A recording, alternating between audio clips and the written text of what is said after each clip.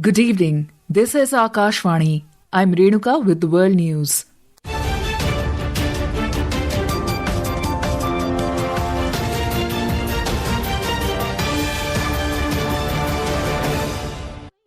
The headlines. India and Israel reaffirmed their commitment to further strengthening bilateral cooperation, review progress in special strategic partnership. India successfully test fires medium-range Agni-4 ballistic missile in Odisha. Iran and Oman reach an understanding to reopen Strait of Hormuz for 60 days. Presidential election in Bangladesh to be held on 20th of this month. Ukraine intensifies strikes on Russia, hits 2 oil refineries. And 3 Indian shuttlers enter women's single quarterfinals of Korea Masters in Asan.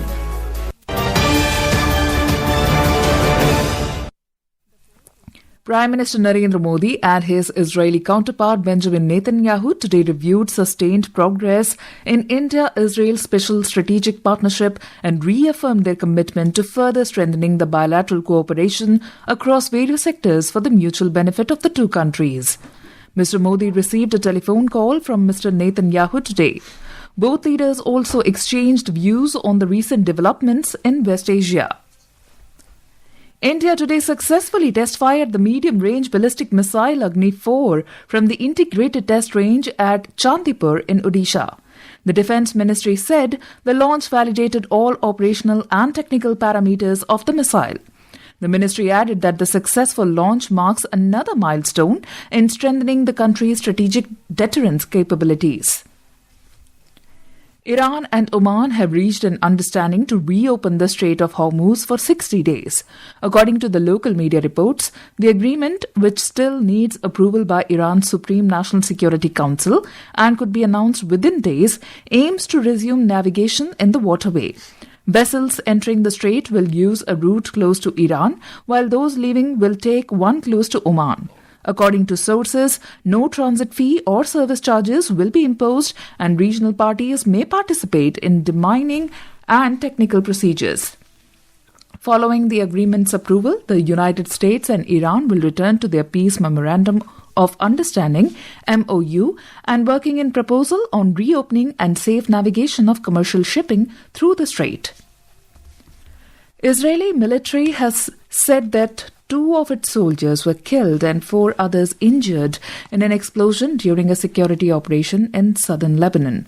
The cause of the explosion is still under investigation and it remains unclear whether the explosive device was planted before or after the June ceasefire. Initially, the Israeli military described the incident as a ceasefire violation by Hezbollah and responded with a series of airstrikes in southern Lebanon. However, Israeli Defense Minister Israel Katz later issued a statement mourning the soldiers without blaming Hezbollah. Meanwhile, Lebanon's health ministry said an Israeli airstrike on the southern town of Tibnin killed 1 person and injured 12 others. The government today said that 16 Indian nationals, including 10 seafarers, have lost their lives in West Asia and 75 Indians have been injured since the outbreak of conflict in the region. In a written reply in the Rajya Sabha, Minister of State for External Affairs Kirti Vardhan Singh said the government extended all possible assistance to the families of the deceased Indian nationals for the early repatriation of the mortal remains to India in coordination with the host governments. Widening use of security powers by Pakistani forces has increased human rights concerns in Pakistan-occupied Jammu and Kashmir, POJK.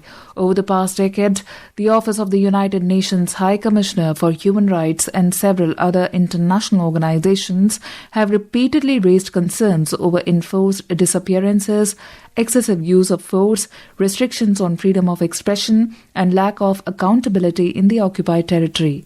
On July the 27th, the first day of local elections in POJK, violent clashes broke out in Rawalkot with the Joint Awami Action Committee JAAC alleging that Pakistani security forces used live ammunition against protesters, resulting in several deaths and injuries.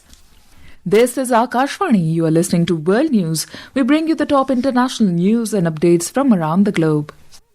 Bangladesh Election Commission today announced that presidential election will be held on 20th of this month. The presidential elections were necessitated after Mohammad Shahabuddin resigned from the post on July the 24th, 2 years ahead of the end of his tenure. According to the schedule, nomination papers must be submitted at the office of the Chief Election Commissioner between 10 a.m. and 4 p.m. on 13th of August. The scrutiny of nomination papers will be held on 16th of August. The last date for withdrawal of candidature is 18th of August. Ukraine has carried out one of its largest long-range drone operations targeting Russian oil infrastructure deep inside the country. President Volodymyr Zelensky said Ukrainian forces struck oil refineries in Russia's Bashkortostan and Yaroslavl regions. In Yaroslavl, thick black smoke was seen rising over the city after the attack. The regional governor described it as the largest ever drone assault on the region, saying 93 drones were destroyed, but falling debris hit oil storage tanks. Russia's defense ministry claimed its air defense systems intercepted and destroyed 605 Ukrainian drones across multiple regions. Authorities said 3 people were killed in the attacks.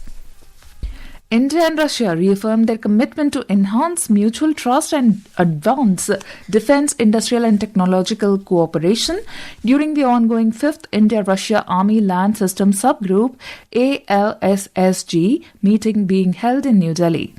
The 4-day engagement, being held under the aegis of the India-Russia Intergovernmental Commission on Military and Military Technical Cooperation, aims to further strengthen the long-standing bilateral defense partnership between the two nations. In a social media post, Indian Army's Additional Directorate General of Public Information said both sides reaffirmed their commitment to enhancing mutual trust and advancing defense, industrial and technological cooperation. Last month, during the 14th meeting of the India-Russia Joint Working Group on Counterterrorism (CT) held in New Delhi, India and Russia shared their experiences in counterterrorism and agreed to enhance cooperation to address challenges of violent extremism, radicalization, terror financing. India and Singapore today reviewed the progress of bilateral cooperation under the 8 areas outlined by the roadmap for India-Singapore Comprehensive Strategic Partnership. The 19th round of India-Singapore Foreign Office consultations was held in New Delhi. The meeting was co-chaired by Secretary East Rudrendra Tandon and Permanent Secretary Policy, Ministry of Foreign Affairs, Singapore, Luke Goh. Both the sides also exchanged views on regional and global developments. Japan today launched a strong protest with South Korea after the South Korean Navy carried out a regular military exercise near disputed islets in the Sea of Japan. Masaki Kanai, Director General of the Japanese Foreign Ministry, Asian and Oceanian Affairs Bureau, lodged a strong protest with the South Korean Embassy in Tokyo and renewed Japan's territorial claim on Dokdo. The disputed islets are known as Dokdo in South Korea, while they are called Takeshima in Japan.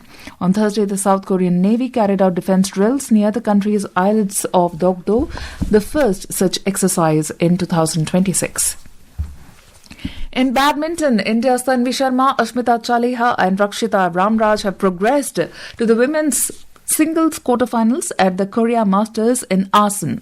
Tanvi continued her impressive run by defeating her compatriot Shriyanshi Valishetty 21-16, 17-21, 21-13 in the pre-quarterfinals. Ashmita beat home favourite Kim Min-ji 21-17, 21-6, while Rakshita defeated Japan's Manami Suizu 22-20, 21-10. And now, before we close, here are the highlights of the bulletin. India and Israel reaffirmed their commitment to further strengthening bilateral cooperation, review progress and special strategic partnership. India successfully test fires medium-range Agni-4 ballistic missile in Odisha. Iran and Oman reach an understanding to reopen Strait of Hormuz for 60 days. Presidential election in Bangladesh to be held on 20th of this month. Ukraine intensifies strikes on Russia, hits 2 oil refineries. And 3 Indian shuttlers enter women's single quarterfinals of Korea Masters in Asan. That concludes tonight's World News Bulletin. For more updates, stay tuned to Akashvani. Good night.